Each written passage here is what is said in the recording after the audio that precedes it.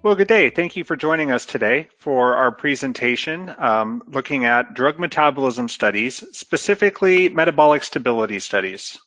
My name is Andrew Taylor, and I'm the Manager Technical Support for Services here at Sekisui XenoTech.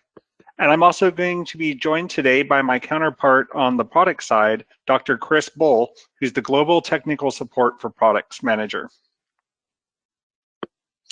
So just a really brief overview of today's presentation. We'll first just very briefly talk about the test systems that are used for stability studies. We'll look at stability study endpoints. We'll look at some example data that comes out of stability studies, and then follow up with some client considerations that are planning on placing any stability studies. Lastly, Dr. Chris Bohl will jump in and give a brief overview of some of the products and test systems that we have available for stability studies.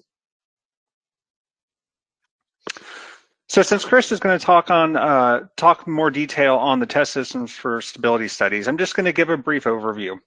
So generally in stability studies, we use cryopreserved hepatocytes. However, other test systems may be used as well, such as microsomes or S9 subfractions.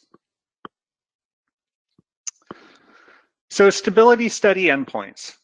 Generally, when we conduct a stability study, we're looking for loss of the test article. However, sometimes a client might want to look at metabolite formation instead, or under certain circumstances, we may look at both. So why conduct metabolic stability studies?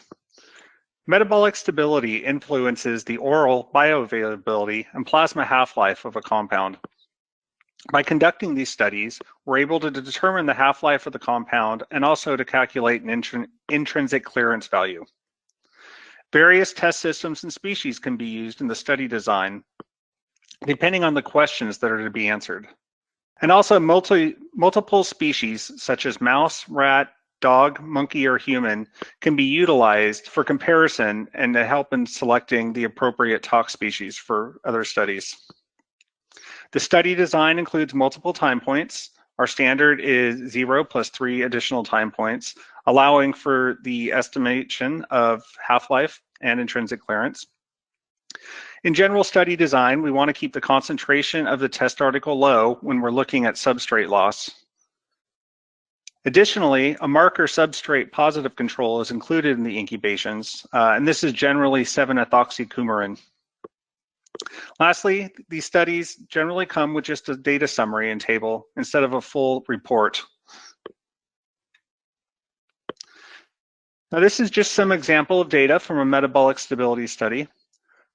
All these plots are set up the same, with the y-axis showing the percent of test article remaining, plotted as a function of the incubation time on the x-axis. And here you can see the results from mouse, rat, dog, monkey, and human hepatocytes. And lastly, there's a few items that the client should take into consideration when placing a metabolic stability study. These considerations will greatly help assist with the study design. Some of these considerations include the molecular weight and molecule type, or if there's any solubility issues with the test article. It also helps to know the test article structure, and are there any known or suspected metabolite reference standards available, especially if metabolite formation is going to be one of the endpoints. Additionally, are there any known relevant in vitro data that's already been collected, such as reaction phenotyping data? And lastly, if an analytical method is available, that can be of great assistance too. So now I'd like to hand this over to my colleague, Dr. Chris Bohl, to talk about the products that we have available for drug metabolism stability studies. Thank you, Andrew. And as Andrew mentioned at the beginning of the presentation, there is a multitude of test systems that can be used for drug metabolism assays. As it was mentioned previously, the most commonly used at Sekisui XenoTech are the cryopreserved suspension primary human hepatocytes. The hepatocytes are considered to be the gold standard in the field because you're using a live cell with most of its inherent tissue characteristics intact and still functioning. So it gives you the most complete picture. Suspension cells are ideal for the metabolism studies because they have a useful incubation time of up to 4 to 6 hours, which is plenty of time for most of the traditional metabolism assays. However, if you require longer incubation times for your assays because your compounds are more stable and you need more time for them to be metabolized, we have plated primary human hepatocytes that will work well for increasing incubation times and examining more slowly metabolized compounds. Commonly, these assays are carried out with pools from multiple donors to minimize donor-dependent variability, and these range anywhere between 10 to up to 100 donors. But these assays can also be done with individual donors, and we have those available also. We also carry primary hepatocytes from all the commonly used small animal models, and these can also be used for metabolism studies when doing species comparisons, as Andrew alluded to in his data.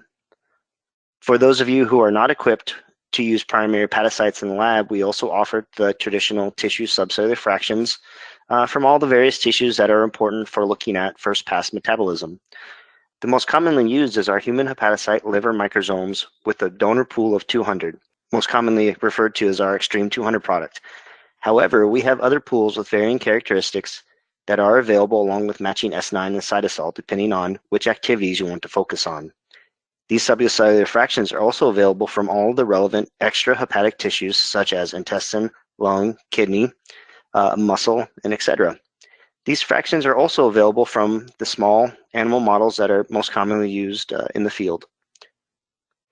Just in case you don't see subcell from a tissue that you might be interested in or cells that you want to focus on for your experiments, I encourage you to give us a call and let us know what you need, as our custom products team might be able to make a bespoke product that fits your needs. So this is meant to be kind of a brief overview, and we do have a lot of products that will fit your needs for metabolism assays. And if it seems a little bit overwhelming, don't hesitate to give us a call or shoot us an email, and we'll be more than happy to help guide you through the choices and help make recommendations. That way you know you'll have the best product for your assays. And thank you very much. So I'd like to thank you very much again for your time. If you have any additional questions, please don't hesitate to go to our website at www.XenoTech.com and contact us through the Contact Us Here tab. And thank you very much for your time today.